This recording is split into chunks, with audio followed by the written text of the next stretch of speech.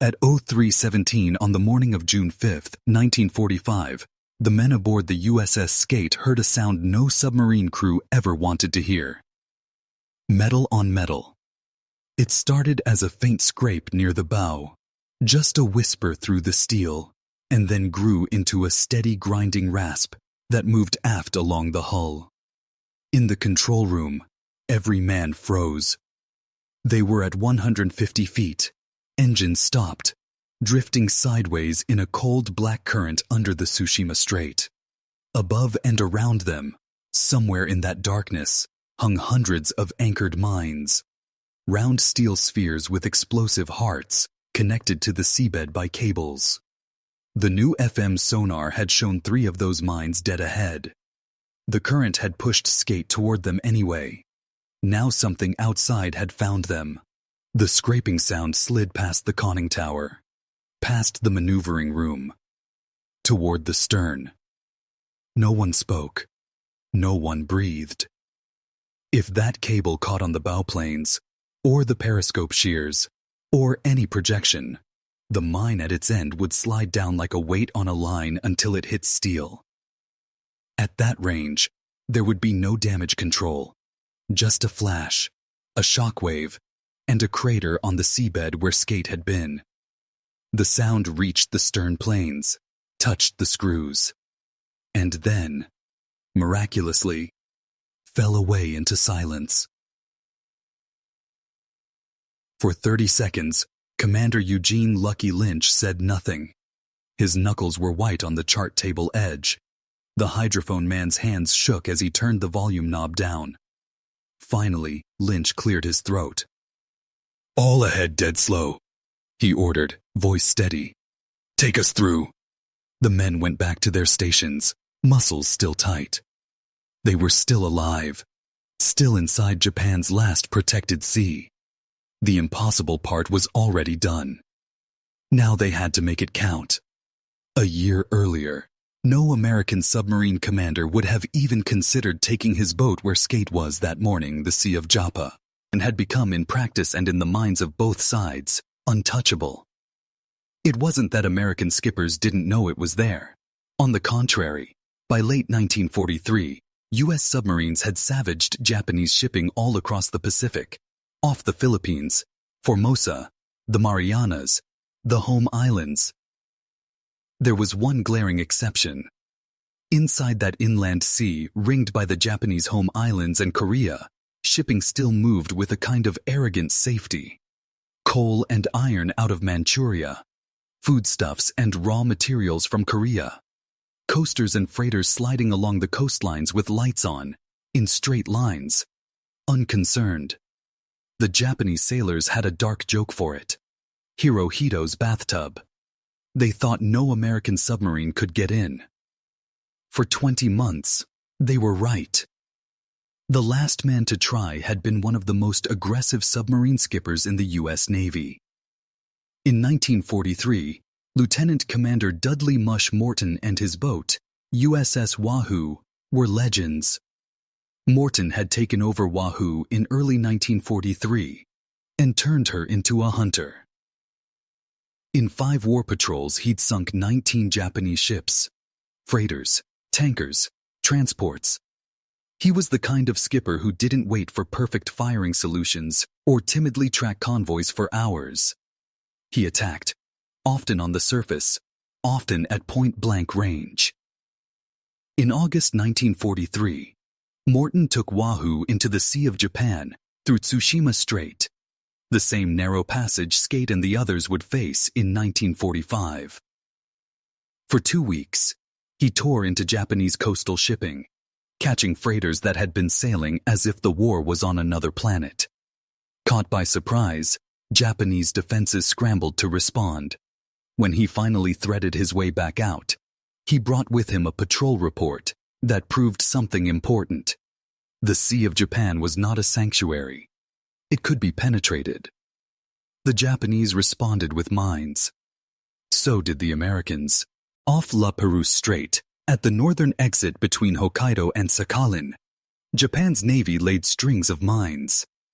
They did the same at Tsushima and the Shimonoseki Strait. Hundreds of steel spheres, each filled with hundreds of pounds of explosive, hung at preset depths on cables, spaced in patterns designed to leave no submarine-sized path through. They didn't just mine the entrances. They watched them. On October 11, 1943, Wahoo tried to come back out through La Perouse. Somewhere near the surface, she was spotted by Japanese aircraft. Bombs splashed around her. Then destroyers came. 40 bombs, 69 depth charges, a slick of oil and debris. 79 men, no survivors. In Pearl Harbor, Vice Admiral Charles Lockwood, Com Subpac, Commander, Submarines, Pacific Fleet, read the loss report and wrote in his diary, "This is the worst blow we've had. I am heartbroken." Privately, he blamed himself. He had sent his best friend into that narrow-minded strait without the tools to see what was waiting. Publicly, he did what good commanders do. He learned. If submarines were going to go back into that bathtub, they would need more than courage and good luck. They'd need a way to see steel balls in the dark. The device that eventually gave them that chance was born, not in a Navy yard, but in physics labs. At the University of California's Division of War Research, scientists and engineers were wrestling with underwater sound. Traditional sonar, what submariners called pingers, used a single frequency of sound. The submarine sent out a ping, waited, and listened for echoes. It was good for detecting big, hard things like ships and the sea bottom. Mines were another problem. A steel sphere a few feet across, hanging in the water column, could slip between those pulses, especially if the sub was trying to be quiet and using low-power bursts. The solution came in the form of something called frequency-modulated sonar, FM sonar. Instead of sending a single tone, FM sonar sent out a chirp, sweeping through a range of frequencies. When that chirp bounced off something, the returning echo could be processed to stand out more clearly against background noise. On a small green oscilloscope screen, mines would appear as distinctive paired blips. More importantly, the device fed into an audio circuit. Each time the sweeping beam crossed a mine, it produced a clear bell-like tone in the operator's headphones. The sailors nicknamed it Hell's Bells. On paper, it was just what Lockwood needed. In practice, it was experimental, finicky, and far from battle-proven. A February 1945 evaluation memo was blunt. It is not felt that in its present state of development, FM sonar is operationally reliable. Lockwood read that line and wrote his own translation. It worked well enough to be worth risking submarines on. He chose 9. On May 27, 1945, the skippers of 9 fleet submarines assembled at Guam.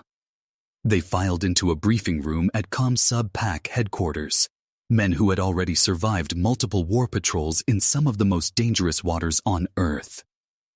At the front of the room, a chart of the Sea of Japan and its approaches covered the wall. Lockwood didn't waste their time. For 2 years, he told them, Japanese shipping had sheltered inside that inland sea, hauling the last reserves of coal, ore, and food that kept Japan's war machine turning at all. Every other artery had been cut: Philippines, South China Sea, East China Sea. The Sea of Japan was the last. "You are going to break into Hirohito's bathtub," he said, "and you are going to drill holes in every ship you can find. Then you're going to get out." He pointed at the Tsushima Strait. Here, Japanese records and U.S. mine warfare intel agreed. They had strung about 400 mines across the 40-mile-wide passage in multiple lines, spheres spaced roughly 50 yards apart. No U.S. submarine had ever been confirmed to pass through and return. He pointed at the La Perouse Strait in the north. "Wahoo died here. We owe Mush," he said quietly. Then he told them about the new sonar. It would show mines as bright green pairs on a small scope and play that clear bell tone when the scanning beam crossed them. There were caveats. Sometimes it produced mushy returns. Sometimes it painted ghosts. It had a blind zone. Lockwood didn't pretend it was perfect. "You'll test it on the way," he said. "You'll learn its quirks. And if it lets you see even half the mines they've laid, it'll be worth it." He divided them into 3 groups. Wolf packs. Hydeman's Hellcats, Sea Dog, Crevalle, and Spadefish. Pierce's Polecats, Tunny, Skate, and Bonefish. Risser's Bobcats, Flying Fish, Bowfin, and Tenosa. They would approach Tsushima Strait on staggered days, each pack keeping roughly 20 miles between boats as they crept submerged through the minefields at about 150 feet. They would stay down for up to 20 hours. If the sonar worked, they might make it. If it didn't, they'd be following Wahoo. Commander Earl T. Hydeman of Sea Dog led the first pack. At 2:30 on June 4th, Sea Dog passed 150 feet and leveled off on approach to the first line of mines. The control room was lit in the dim red most subs used at battle stations. The air smelled of sweat, oil, and battery acid. "Switch on FM," Hydeman ordered. At the sonar shack, the operator flipped the toggle. The new set warmed up. A shallow, sweeping hiss came over the speaker as the beam began to rotate. For 5 seconds, there was only the hum of motors and the occasional creak of hull under pressure. Then a tone sounded, clear, notched, like a bell rung in a church 2 decks above. "Mine contact, range 600 feet, dead ahead," the sonar man called. Hydeman stepped over his ear to look at the tiny green screen. Instead of the crisp, paired blips the training manuals had promised, he saw a fuzzy smear, a blob. The bell tone itself sounded wrong too, distorted, mushy. His executive officer, Lieutenant Commander James Lynch, leaned in. "Sir, the set's not reading right. We could back out. Surface, radio comm subpack and..." Hydeman looked at the depth gauge. 150 feet. At the chart. June 4th. Exactly 20 months since Wahoo had died. He thought about Morton. About the 79 men who'd never come home. About Lockwood standing in front of the map and asking them if they were willing to try. He looked back at the blob. "We go through," he said. He ordered Sea Dog ahead at 2 knots. The fuzzy blob crept closer. "Range 500, 400, 300, the sonar man called. At 300 feet, the mine should have been directly ahead. The sonar picture was still a smudge. Hydeman couldn't tell if it was 5 degrees left or 5 right. He ordered, "Right full rudder." Sea Dog turned. The world outside the hull tilted. On the screen, the blob drifted off to the left. The bell tone faded. They had missed it. The first line of mines fell behind them. Behind Sea Dog, Crevalle and Spadefish followed her track, their own sonar operators listening for bells. By 04 Android, all 3 had threaded the first line. Hydeman risked a brief periscope check. He brought the scope up to just above the surface, spun it quickly. No patrol boats, no searchlights, no white wakes of destroyers. He dropped back to 150 feet. 3 more lines of mines waited. 24 hours later, Skate and her packmates Tunny and Bonefish approached the same water. Commander Lucky Lynch's FM sonar worked better. At 03:20 on June 5th, Skate submerged to 150 feet and entered the first minefield. Within minutes, the first Hell's bells chimed. Ni, range 500, 400, passing down the starboard side. On the scope, the green pairs were textbook. 2 tight blips, clear against the darker background. The crew actually smiled. The best kind of new gear is the kind that makes your life obviously better. By the time they reached the second line, the smiles were gone. The Japanese layout here was tighter. According to captured charts, mines were spaced 50 yards apart. Skate was just over 100 yards long. The current was pushing them east, sideways, toward a cluster of 3 returns. Lynch ordered, "All stop. Let her drift." The idea was to let the boat slide between the strings instead of fighting the current. The sonar man watched the blips. 40 yards, 30, 20. The 3 mines were now arrayed ahead and to starboard. The boat kept sliding. It was at that point the hull picked up the cable. The scratch that turned into a shriek. Men in the after battery compartment and engine room heard it first. It ran under their boots. Some instinctively reached out to touch the pressure hull, feeling the vibration. "This is it," a sailor whispered, and then somehow it wasn't. The cable slid past, caught nothing crucial, and dropped away. Skate drifted clear. Lynch's hands shook for a while after he ordered ahead slow. He wasn't the only one. By the time the third pack, Flying Fish, Bowfin, and Tenosa, entered later that day, the novelty of Hell's Bells had worn off. On Tenosa, commanded by Lieutenant Commander L.R. Risser, the bell tone became almost constant as they moved through the second minefield. At their slow crawl, 1.5 to 2 knots, they were passing a mine every few hundred feet. Each one produced its own bright ding. After the first hour, it was unnerving. After 6, it was maddening. Some men found cotton and stuffed it in their ears. Others simply tuned it out. The noise became part of the background hum of the boat. Engines, fans, pumps, and now the rhythmic tolling of other people's attempts to kill them. At one point, Bowfin heard the same scraping note Skate had reported. A mine cable along the hull. It scratched its way from bow to stern and then fell silent. By midnight on June 6th, all 9 submarines had made it through. They surfaced in the Sea of Japan, in staggered positions, and checked in by radio on a prearranged schedule. Lockwood's gamble had paid off. For the first time since Wahoo, American subs were inside Hirohito's bathtub. Now came the part Lockwood really cared about. Killing ships. On the morning of June 7th, Hydeman raised his periscope. Sea Dog floated at periscope depth in calm gray water. The horizon was a soft line under a low hazy sky. There were no patrol boats, no aircraft, no smoke columns, just empty sea. But Japanese records and aerial reconnaissance said otherwise. This inland sea was the throat through which much of Japan's remaining lifeblood flowed.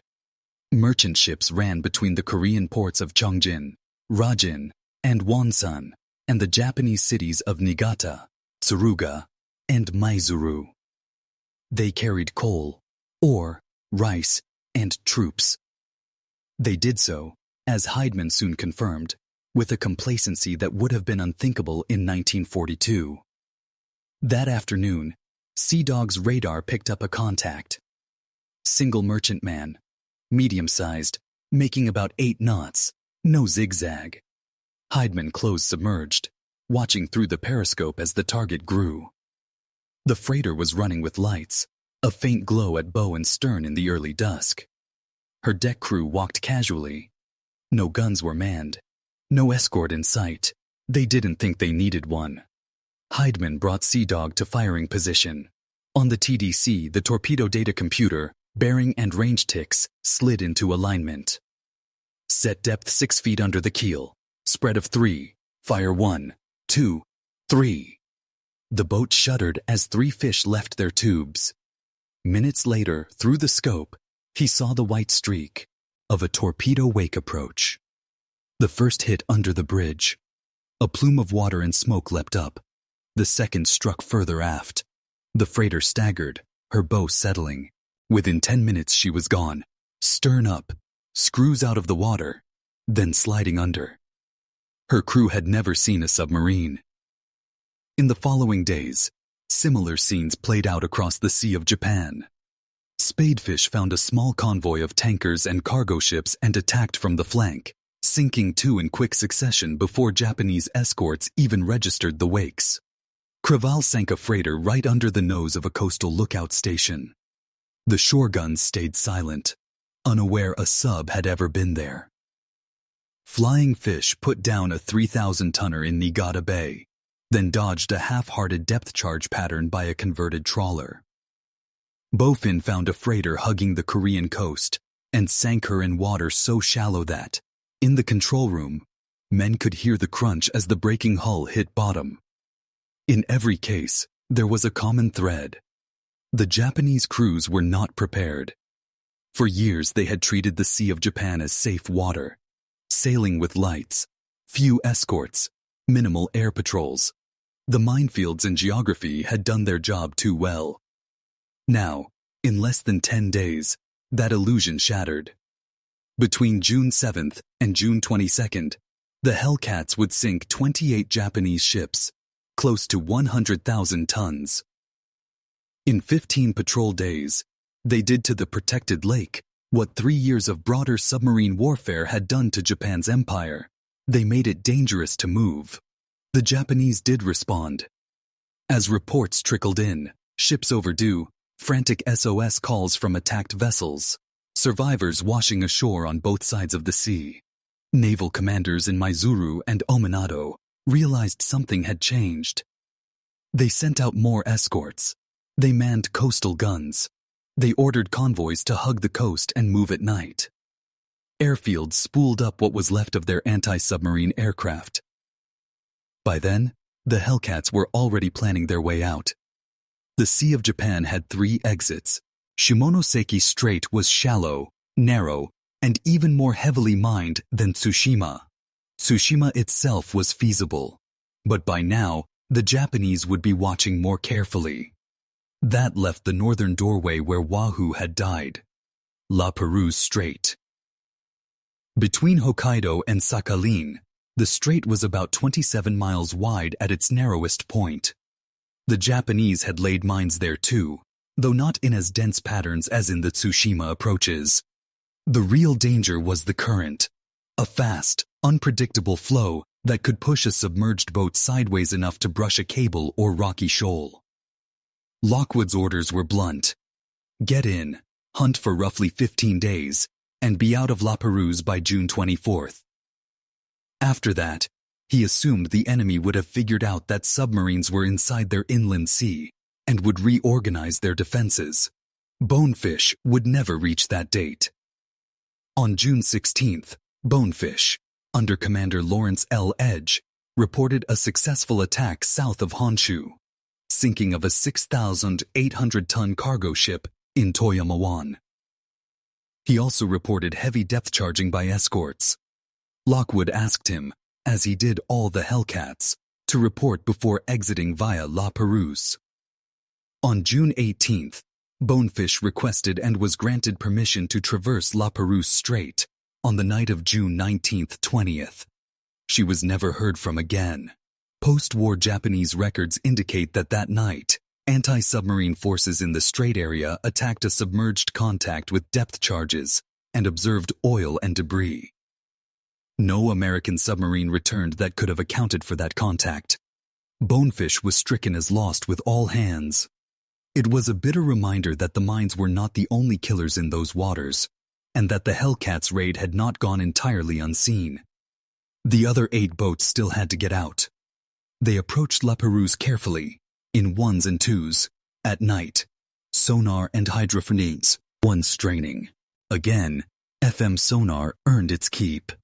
Sea Dog, sliding through at about 150 feet, picked up the telltale paired blips of mines and steered between them, listening to Hell's bells toll as the beam swept cables and spheres. At one point, Hydeman felt the boat lurch, a change in the current that swung their bow 30 degrees without warning. The sonar picture jittered. A mine echo bloomed ahead. "Right full rudder, back emergency," he snapped. The helmsman spun the wheel. The plainsman fought the boat.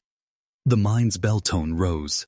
Closer, closer, and then faded aft. They had skirted its cable by yards. One by one, over several nights, the boats cleared the strait and turned south toward safer patrol areas. On June 24th, the last of Hydeman's Hellcats radioed comm subpack from the Pacific side. Through. Lockwood got the tallies in bits and pieces, sent under code from the boats, confirmed by post-patrol debriefs when the skippers came back to Guam and Pearl. 28 ships sunk in the Sea of Japan. 1 submarine lost. The price was steep. The return was exactly what he had wanted. When he'd spoken to that room full of skippers in May, he'd said he wanted to make the Japanese understand they had lost control of their last safe waters. He had. By the summer of 1945, Japan's economy was already on its knees. Submarine campaigns in the South China Sea, around the Philippines and along the home island coasts, had strangled much of her import and coastal shipping. Mining operations by B-29s had closed many of the remaining channels. The Sea of Japan had been the last viable internal route linking the rich coal and ore fields of Manchuria and northern Korea with the factories and cities of Honshu. When Lockwood's Hellcats went in, they didn't just sink ships. They broke the psychological barrier that had protected those routes. Japanese shipmasters had to assume that from now on, anywhere there was water deep enough for a submarine, there might be torpedoes coming. That knowledge, and the tangible loss of hulls and cargoes in those crucial June days, helped push an already faltering industrial machine closer to collapse. For men like Hydeman, Lynch, Risser, Edge, and their crews, the operation meant something else as well. It was a way to square, in part, the account opened when Wahoo failed to come home. When Earl Hydeman wrote his own patrol report at the end of June, he didn't strike Mush Morton's name through any list. But he did note, in the margin of the Sea Dog's log for June 4th, the date of their entry through Tsushima Strait. Wahoo went before us. We brought friends. In the conning towers and control rooms of those 8 surviving boats, the sound of hell's bells was something they never quite forgot. It was the sound of mines they didn't hit, and of a job that, for 15 days in 1945, sent a clear message into the heart of an enemy that had once believed an entire sea was safe